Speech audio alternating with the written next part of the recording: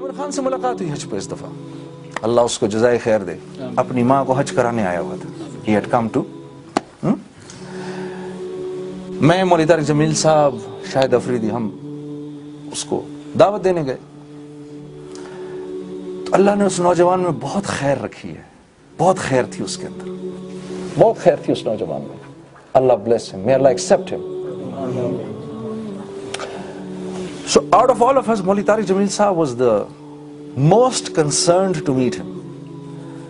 He says, I have to meet this boy, I have to meet this boy.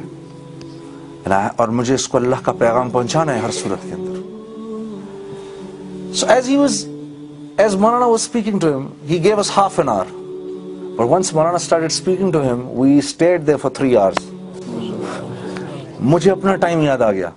When one of my friends came in to meet me for 5 minutes, he says, I'm going to meet you for 5 minutes. He said, I'm going to come and meet you for 5 minutes. Wallahi, he kept on sitting with me for 3.5 hours.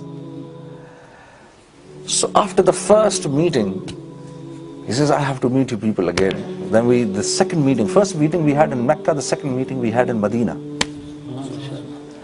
So we went, he says, yes, I'll meet you from 4 to 6. And then we kept sitting with him for 6 hours. And then I had to literally pick up Maulana. Maulana, please get up now. Please, I know, it's like you're the lost love between Mawlana Tariq Jameel Sahab and Amir Khan. I literally had to pick him up. But he was not letting Maulana leave. He was not letting us go.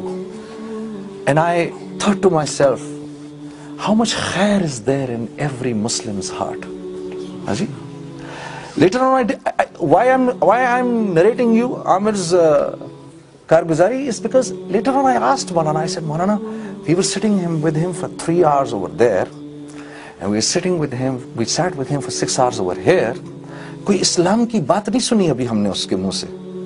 तो मौलाना ने कहा, अभी इस्लाम उसके अंदर घुसने तो दो, पहले इस्लाम घुसे तो सही उसके अंदर. तो जब मौलाना ने ये बात कही,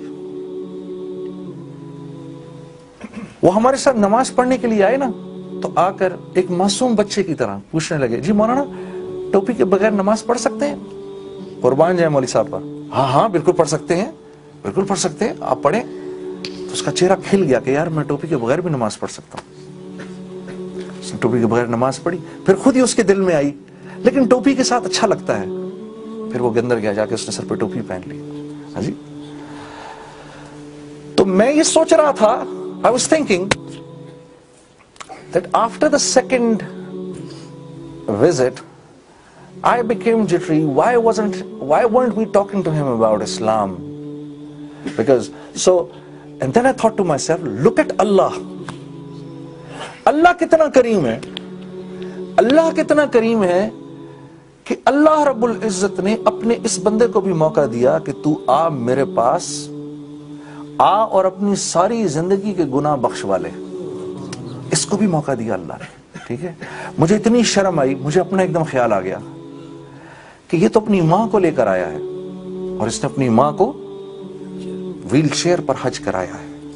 हाँ जी, कितना खुशकिस्मत नौजवान है, माँ को कराया. इस तरह हम सुनते हैं, हाँ जी, आसान बात नहीं है, करके देखो तो तबीयत साफ हो जाती है.